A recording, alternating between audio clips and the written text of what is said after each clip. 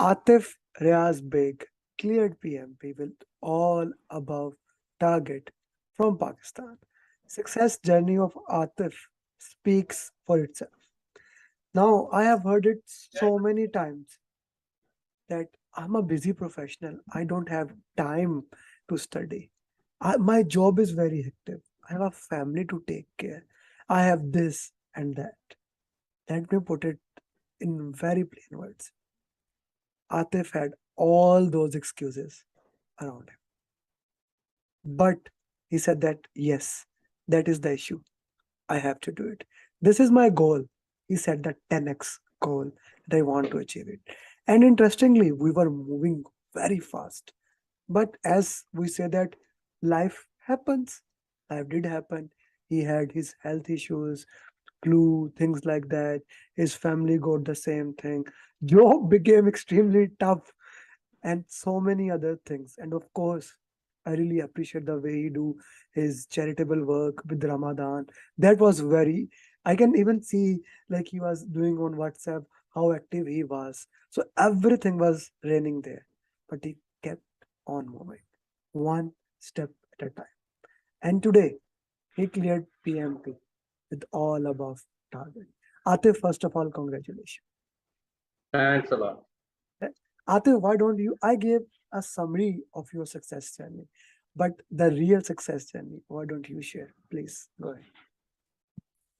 Just a month or I guess 1.5 months back, I just thought to just go for a PMP. My other colleague, Fahad, he did the PMP. He posted that certificate on his LinkedIn, and I was like that we were used to prepare the PMP 2 or 3 years back in a joint sessions during the COVID, and you just did the PMP and you didn't told me. And I have a discussion with him, and he told me that from Amer I did this, and on the same day I just uh, got the call with you and asked you to that I want to do the PMB. If you remember, after 2 days your batch was going to start, and I was reluctant to join that batch. I was like that, just give give me these 2 weeks and I will be joining the next batch. And you were like, no, you have to join this batch. And I just jumped into that, and I said, let's do it. And I have no background of the management, and I was like, let let's do it. And now after one month, I am PMP certified. Now, this is an interesting thing. I would strongly disagree with one thing. You don't have background. The entire IT sector is moving around you. So that is the background. The entire thing. Yes, core project management or no discipline before that. But one thing was there, Atif, and you are not taking the credit for that, and that was consistency. Consistency was there.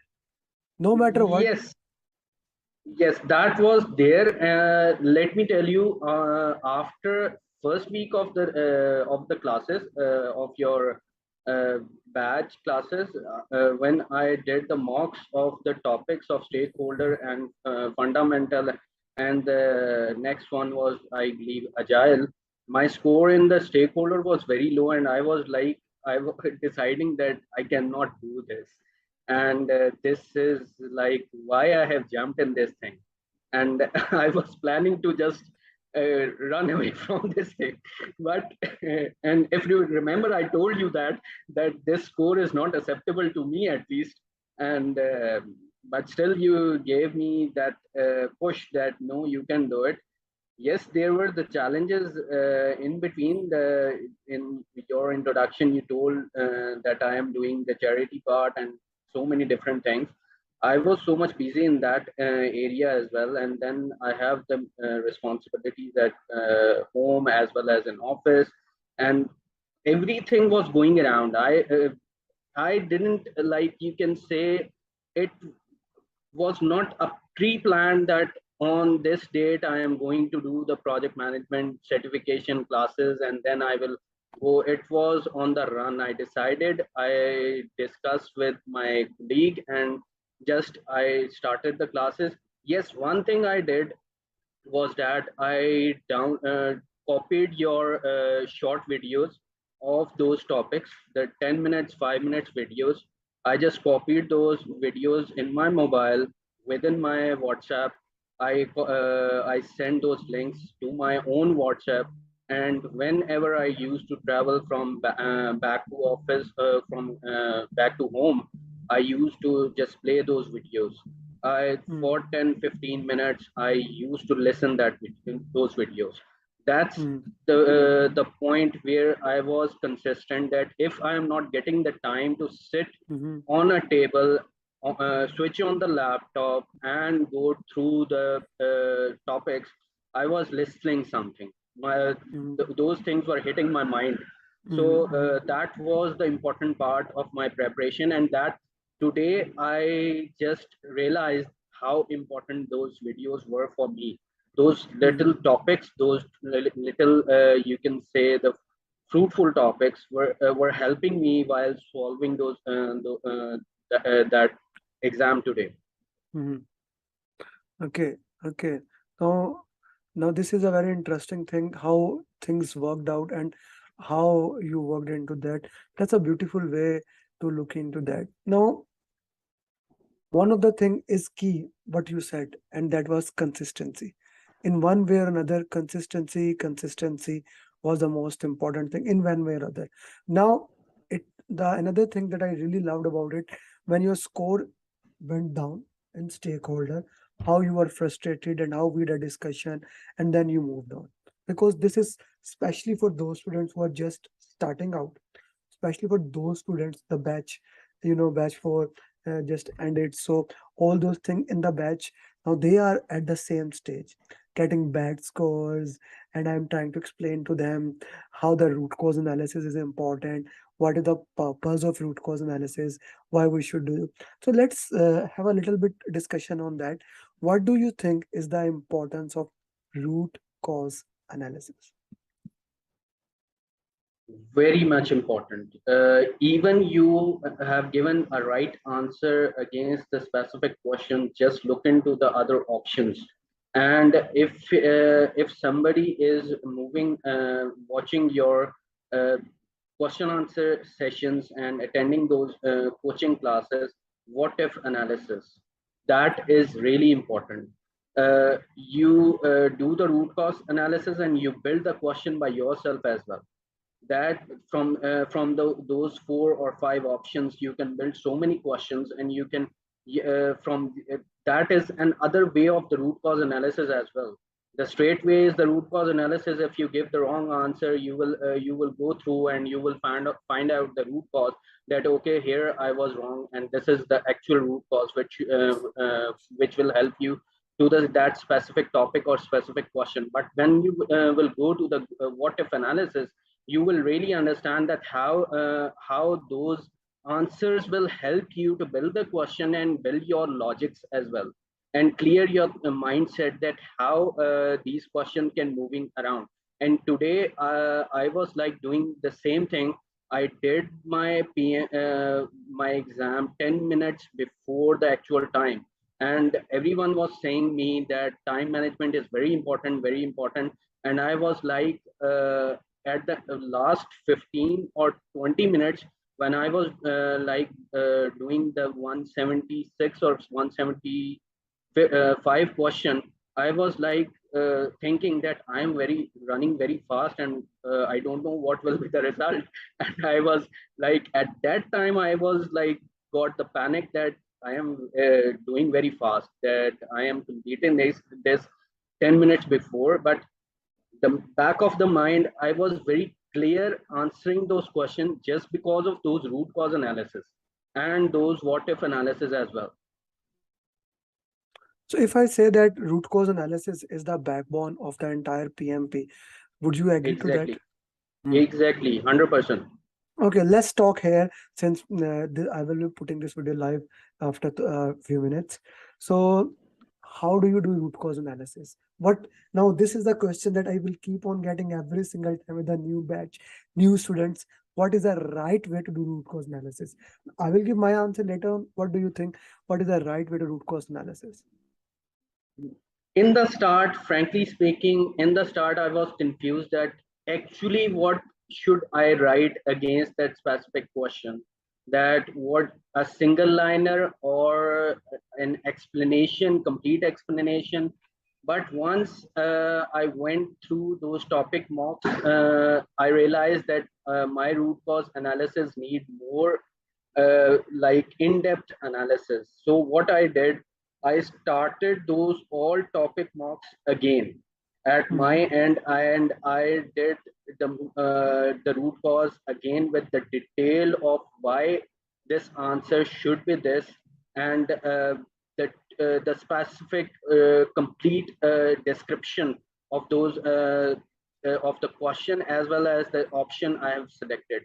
So I believe that was the area which helped me in identifying the root cause of the right question and the wrong question, most importantly. And from there, I picked so many concepts and got so many clear answers within my capacity. Mm-hmm. Okay. Now that's an interesting thing to look into that. What you feel when what are the right answers to look into that and how we can move to that way. And root cause analysis is one of the biggest reason for the next thing I'm gonna share. Did you read any book?